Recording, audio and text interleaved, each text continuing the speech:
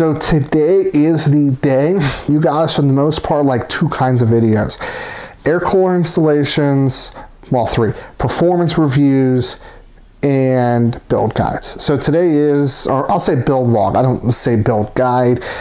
I don't think I'm necessarily the best guide for that, but I do give you a couple bit of how-tos. But welcome to the $300 gaming build log. It's not high-end gaming. It really, ideally, it should bring in the office computer for the parents slash playing maybe Minecraft, League of Legends, Hearthstone, StarCraft, maybe even a little bit of low settings on WoW. We'll do some testing on it in another video against another $300 computer as well, so stay tuned for that. But I urge you to come along for the ride, see the parts that I chose, and let's get it together. It shouldn't take very long. So there's really not a lot to this particular build. So first things first, at the heart, we do have the Athlon 200GE. That's be powering this system. We are using the integrated graphics. We have the Gigabyte B450M DS3H. Really good board. Could have saved $10, but I would have given up a lot saving $10. Not everything is necessarily always worth it. We have in this build an SSD. Only an SSD, but we still have an SSD. You can always add a hard drive later, use an old hard drive from another computer, whatever have you. We have the Kingston. It should be the A400. Yes, A400. It's fine. Its read rates, I think, are 450 plus. It's perfect for this build. Now, we have 8 gigs of RAM. A $300 budget. I couldn't spend half it on memory. I did get DDR4 2666, and here's why I did it.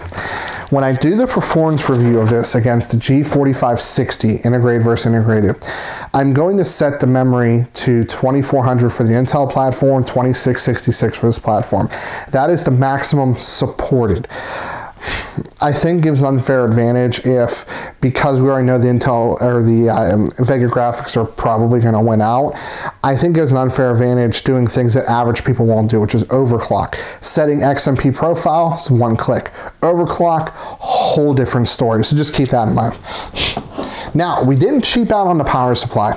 Not to say we spent a lot of money on it, but we didn't cheap out on it. What I mean by that is, for a $300 build, I mean, if you're going to criticize me, go for it. But realistically, I think we can do well. EVGA, it's a 450 BR, it's 80 plus bronze, it's 450 watts, it's 37.5 amps on the 12 volt rail. This is probably, it's too new, it's not even a power supply that's listed on the tier list. It's probably tier 4, tier 5, but this is still better than most of the really cheap trash you can buy. It's probably better than even the 80 plus gold Dell power supplies too, probably, and this will probably comfortably support like a 1050 Ti, or it'll probably support 1070 to be honest, assuming it's not trash. So lastly, we have, and I just did unboxing on the channel, so hopefully you have seen it. It is the Versa H15 by Thermaltake. So total is $280 after tax, or before tax. I don't know, I'll list it, but it was around like $280 plus tax, I think. So right around $300 with 6% sales tax. So let's go ahead, let's get her built so you guys can see, well, I guess how I built it. So as always, I start with the CPU. That's usually a pretty good place to start. So CPU installation on Ryzen is actually pretty straightforward. I'm actually going to adjust the camera more of a downward angle so you guys can see a little bit better here. And that is very simple. You lift the retention arm. You're going to open the CPU. And two things to notice. First things first is there is a gold notch right at the bottom corner. And we're simply going to drop this in here. It's very important to note. No force. If it doesn't fall, lift it up and move it, and then just let it sit down on itself. And then the CPU core installation is really straightforward. First thing I like to do with stock coolers is plug them in first. I do that to try to figure out what kind of slack I have. So in this case, I have plenty of slack. Ideally, for putting these on, it's actually easier to mount this one on the other side. But it is what it is. So trying to remember which side it needs to go on. Nope, that's tightened. So So what we have to do is, this is actually spring loaded here. So we have the other one on, and this is, there we go. So we'll pull this one down here. It's always fun. So what you do is you flip it over and it'll pull up and tighten. So that's ultimately what we're going to be doing.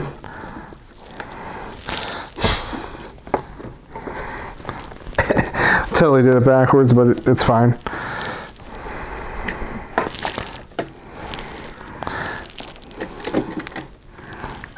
There we go. And I have on the other side. So I totally did this backwards, just so you guys know. So, and then what you do is when you flip this over, now that's really not moving much. So it should be good. What we're gonna do now is we're going to tie this. What that does is that does shorten the run, just makes it a little bit easier to work with.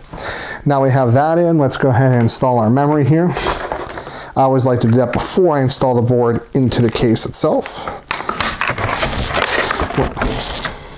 So in this case, you always want to run dual channel. Dual channel for AMD is going to be either 1 and 4, 2 and, or 1 and 3, 2 and 4. From previous Ryzen builds I've done, all of the manuals send 2 and 4. So I'm going to actually make an assumption that is correct. If I am wrong, I will have to change that. But always check the motherboard manual. So once you have the RAM matched up with the notch here, so you can see, I'll actually take the RAM out and show you.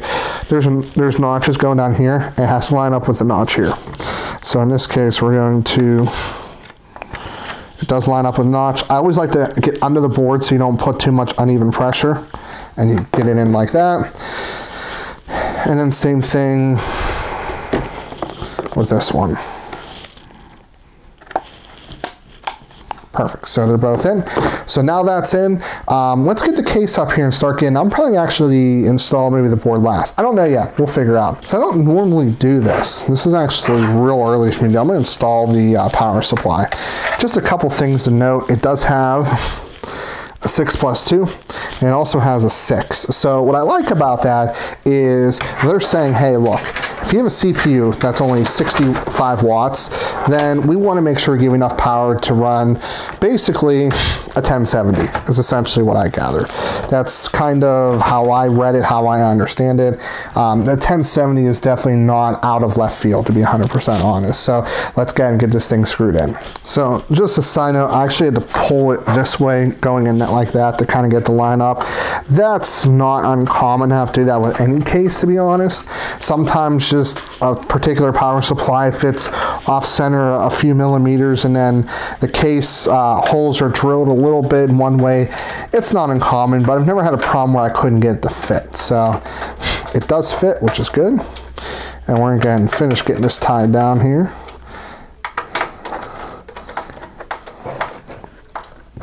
Bam. So here's what we're going to want to do.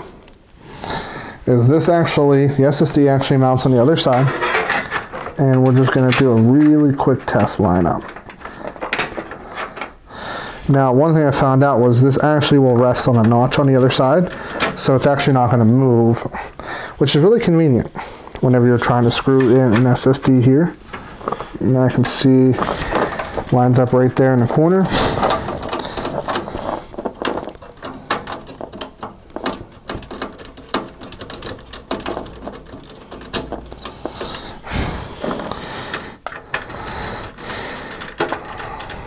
To be honest, because I'm not shipping it, I'm leaving it with that. That's all it really needs. One thing I want to stress is if you're a system builder, which means you're building systems for people, there is going to be a bag.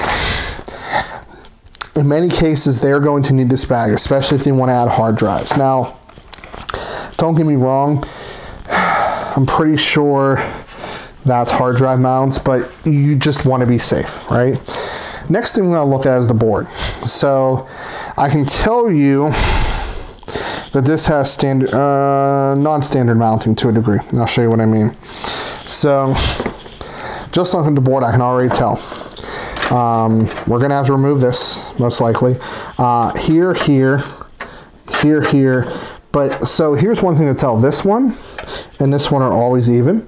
However, when I look at the board, I notice that the bottom one's not even. So we're gonna need 1, 2, 3, 4, 5, 6, 7 standoffs. So what we're gonna do here is we're going to just get them started by hand. Now, some cases include a tool to screw them in, some cases don't. This case, from what I'm seeing, does not. However, not all is lost. These actually, at least the first one, went in quite easily. I'm just having trouble lining this one up. Yep, they seem to be going pretty easy. So I'll finish these in and we'll get the board put in. Very important test to do. Take one of your standoffs, try to figure out, if you don't have the motherboard or the case documentation, which screw goes in there. I've already made a mistake a couple times. So with that being said, let's go ahead and get this bad boy installed here.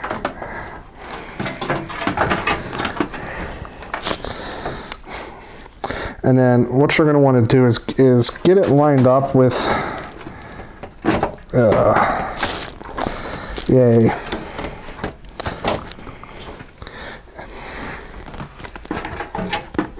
There we go. Now we're lined up. And then you just want to start a couple. Normally, a lot of your mid-range cases are going to have a middle standoff already installed, and that will kind of hold the board in place. However, we deal budget here. We do budget solutions, and these are some of the things that unfortunately you do have to deal with when it comes to a budget solution. It's not all bad, but it is just something kind of remember, you know, if you're looking for, you know, ease of building, that might be something that you might want to spend an extra $10 to $15 on, which is a case that will have a pre-installed standoff to make it easier. Yeah, that's gonna be fun. So what I'm gonna do now is this top one, the angle is really bad on it. So what I'm gonna do is I am unfortunately gonna have to make this come up towards me, and I'm gonna have to use a finger to guide it in. Arguably the hardest screw I've ever had to get in, because my screwdriver did not fit, and I was determined to do it without getting another screwdriver. It's just some of the things that, you know, if things just are drilled slightly off-centered for any reason, it will work, but it just takes a little bit of extra work. I did have to screw that one all the way down. The hope is I don't have to take the board out. If I take the board out, I'm in trouble. Full disclosure. So if you see me go off the deep end, it is because I had to take the board out. Okay. Cool. That one's all the way in. That one's in. That one's in. That one's in. Center one's in. Top one's in. Motherboard is installed. Now the only thing I did is I just undid this right here, ran it up here and plugged it in there, so that part's done. Now let's start getting some cables run here. What'll most likely happen is I'm going to take just the necessary cables, which is going to be, I'll show you guys here at the bottom. We need the following: 24 pin. That's a given. We need the 8 pin, which one thing I have to check. Nope, there is nothing coming up behind. So we get to be strategic on that.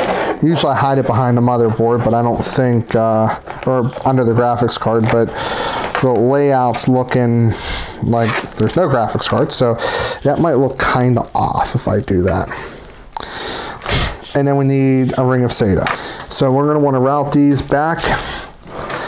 Looks to be a fair bit of room right here, so we're going to unfortunately have to do one cable at a time. And the room is right here. Definitely want to do one at a time here.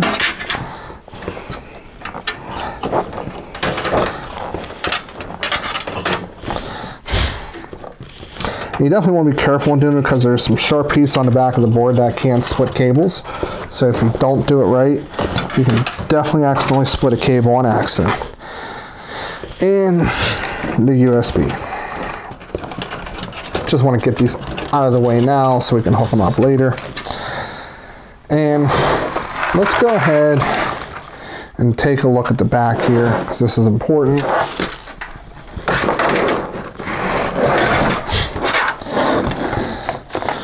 Oh, my water cables came undone, so we're gonna have to take a look at that. So first things first, we definitely want to keep this 24 pin out of the way as much as possible. So we will route this through here, and I will simply curve it down and get her plugged in.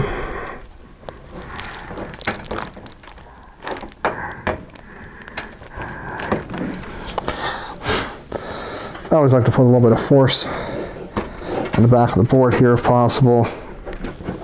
At least amount of bending, because sometimes it doesn't want to go in. Then we will take our SATA connector, and it looks like we simply have to plug it in right here. Just note the orientation. So if you look, this is going up. Just note that you put it in the right way.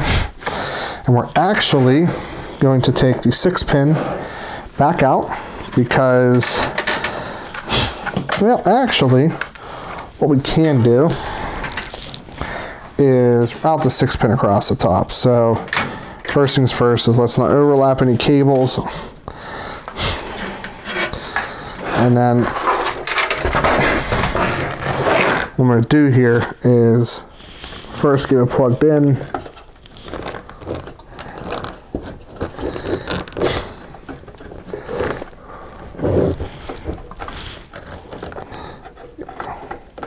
Sometime today. There we go. And then we can just let this rest up here. Potentially zip tie something, but that's all that really needs to be done there.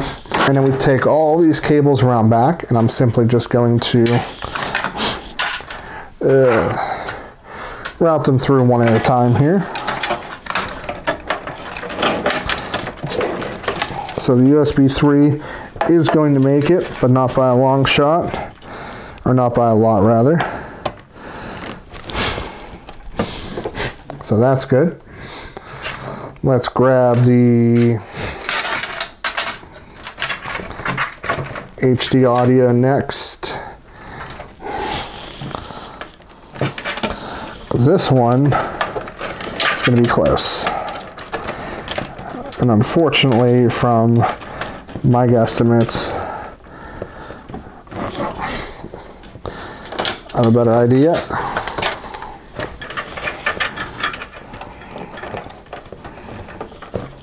Nope, that better idea was not a better idea.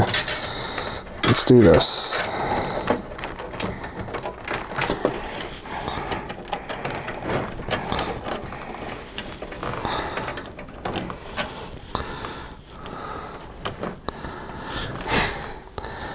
Just barely not enough. Well, this actually might help a little bit. It's going around the motherboard cable. Now it's actually going down inside the motherboard cable.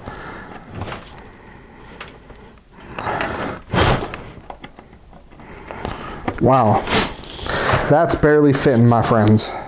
But guess what? According to FedEx, if it fits, it ships. And then the USB is up here. And then those pesky front panel connectors. Those are always the fun ones. And they're a mangled mess, which doesn't help. But they are over here, and they are clearly labeled, usually. Yes. Okay, so they're across the bottom left of the connector, so it's going to be standard, and what standard is power LED top left, hard drive LED, bottom left, power switch top right, and then reset switch top or bottom right. So, but it's just important to note that this actually has included a segment for speakers and a couple other things. So just note that when I mean bottom right, I mean like just right next to it, not actually the full bottom right.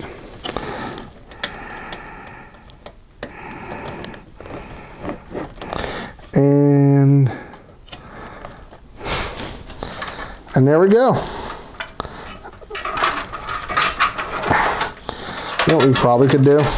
There you go. Nice little spot for those. Now, here's the $1,000,000 question. Let's see if we can get the side panels on. From the looks of it, it looks like it's the same side panel. So, we're gonna try one. Oh, I can just feel the crunch there. Here, let's move that over there. Crunch, it's just the 24 pin is tough.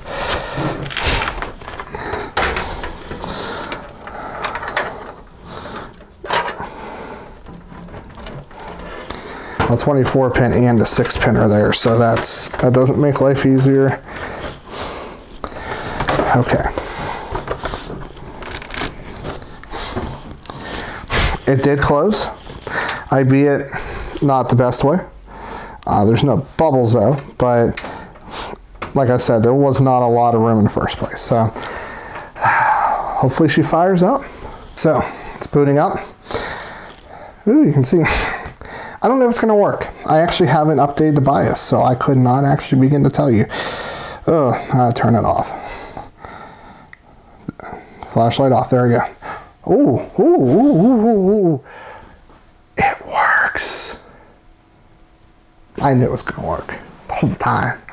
But anyway, guys, thank you guys for tuning in to the brand new under $300 gaming PC. If you did like this video, hit the thumbs up. If you didn't, hit the thumbs down. There's about 6 pieces of this build, so you can buy them in the links below. And as always, this is Steve from PC Budget Solutions. Stay tuned for the $300 build showdown, and I'll see you later on down the road.